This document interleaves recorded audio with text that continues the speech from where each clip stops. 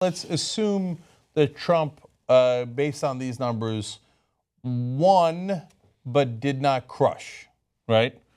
So he lost a lot of his lead, but hung on to win, still sizable enough to be called fairly quickly. Okay? All right. So Trump is the winner in South Carolina Republican primary.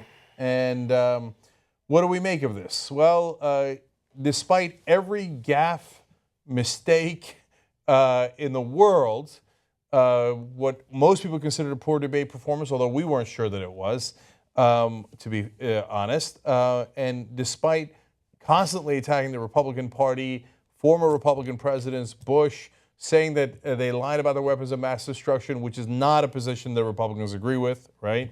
They might think that the Iraq War was a mistake. Some significant portion do now, but a lot are still holding on. And Trump has been saying that for a long time. But saying that they lied about WMD goes a little bit further than that. It might have eroded his previously much larger lead, but he still hung on.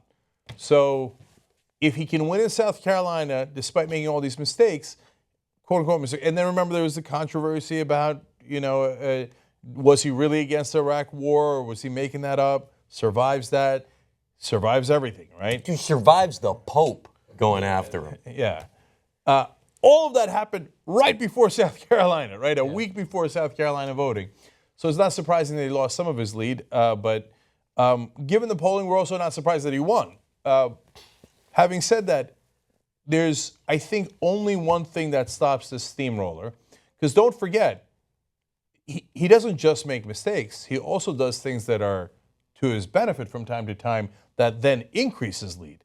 At some point, he's going to figure out, oh, right, go back to the Muslims and Mexicans, right? Mm-hmm. And he's going to start pounding that message home, and he's going to go back up in the polls. So it's a little bit of a roller coaster ride, but overall, you got to be thinking right now Trump is certainly the most likely person to win the nomination on the Republican side. The only thing that can stop him is Donald Trump.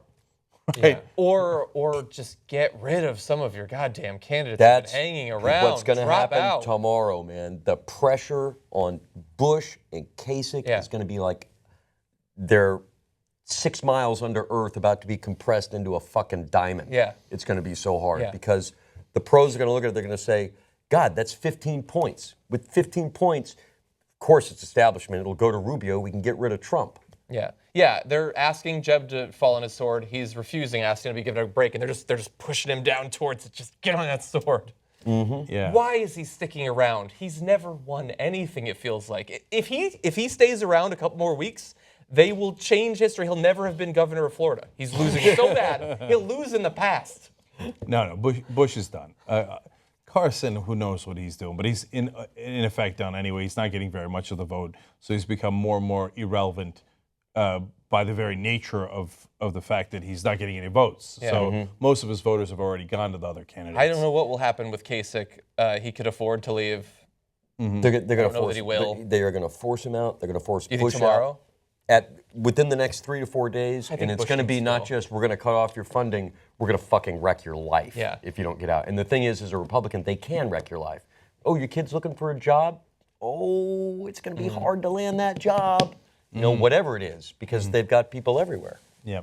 So that means if we're generally right about that there are 3 people left in the Republican race for all intents and purposes. And if there are, we should not lose track of the possibility that none of them might get the majority.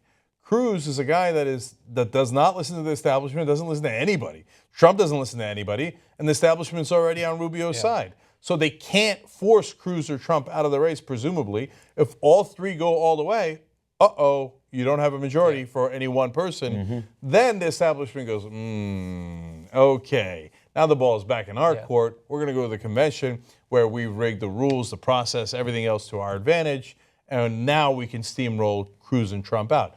Now that's a long thing down the road. We don't know if that's going to happen, but it's both a clear front runner now, Donald Trump, and very interesting in that he might not be able to get the majority by himself.